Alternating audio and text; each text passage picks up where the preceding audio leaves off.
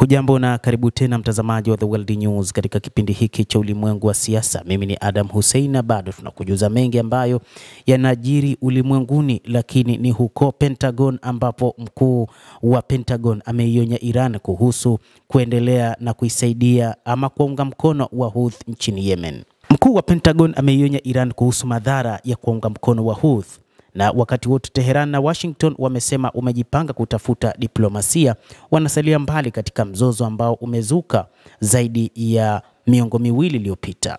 Hata hivyo, ujumbe wa Iran unadai kwamba tumeona uungaji mkono wako wa silaha kwa Wahouthi, tunajua hasa unachofanya. Hegseth aliandika katika ukurasa wa X. Unajua vizuri kile ambacho wanajeshi wa Marekani wanaweza kufanya na uliofanywa. Utalipa matokeo kwa wakati na mahala tunapochagua. Hegseth kwenye akaunti yake ya kibinafsi ya X baadaye alichapisha tena ujumbe wa Trump kwenye Truth Social kuanzia Machi, ambapo rais alisema ataiweka Iran kuwajibika kwa mashambulizi yoyote yanayofanywa na kundi la wapiganaji wa Kihouthi. Hata hivyo, Iran mara kadhaa imekataa kuhusika na kuwasaidia Wahouthi, licha ya kwamba viongozi wa Iran mara kadhaa wamekuwa wakikutana na viongozi wa Kihouthi kutoka nchini Yemen na kufanya mikutano mbalimbali. Wachambuzi wa mambo wanaenda mbali kusema kwamba hii ni dalili ya Marekani kushindwa kupambana na wapiganaji hao wa Kihouthi ambao mara kadhaa wameangusha ndege zao za kivita za MQ-9 Reaper ambazo ni za gharama ya hali ya juu.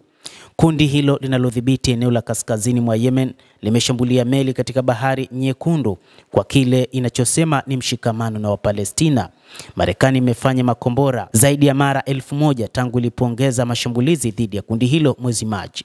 Jeshi la Marekani limeongeza mali katika wiki za hivi karibuni katika kuhakikisha inapambana na kundi hilo la Wahouthi wa Yemen na kuhakikisha kwamba kundi hilo linaondoka kabisa na wanalishinda. Jeshi hilo limeongeza silaha kwa wingi na Pentagon imetuma ndege 6 za B-2 kwenye kisiwa cha Diego Garcia cha Bahari ya Hindi, ambacho wataalamu wanasema ni nafasi nzuri ya kufanya kazi katika Mashariki ya Kati.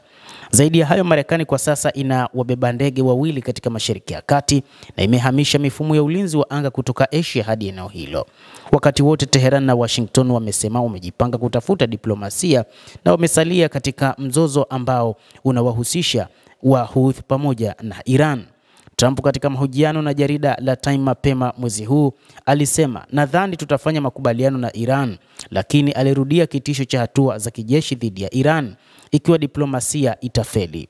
Hata hivyo, Iran imeieleza Marekani mara kadhaa kwamba haihusiki na wapiganaji wa Kihouthi wala hawatoi fedha wala silaha. Kadhalika, Israel ilianzisha operation katika maeneo ya Syria ambayo ilikuwa ikidhani ndio maeneo ambayo Iran imeyatumia kusafirisha silaha hadi kuwafikia Wahouthi na makundi mengine, lakini bado Wahouthi wamekuwa wakitumia silaha nzito ambazo wanadai wamezitengeneza wao wenyewe, hasa makombora ya Palestine 2 pamoja na ndege zisizokuwa na rubani ambazo wanadai kwamba ni matoleo ambayo yametengenezwa ndani ya taifa hilo la Yemen, ambayo ndiyo yamekuwa gumzo wakati huu na Marekani kuihusisha Iran kwamba inahusika kwa 100% katika kuwasaidia Wahouthi wa Yemen kufanya mashambulizi huko katika maeneo mbalimbali ya nchi ya Israel, lakini pia kushambulia ndege zao ambazo zimekuwa zikifanya operation ndani ya taifa hilo la Yemen kuwasaka Wahouthi.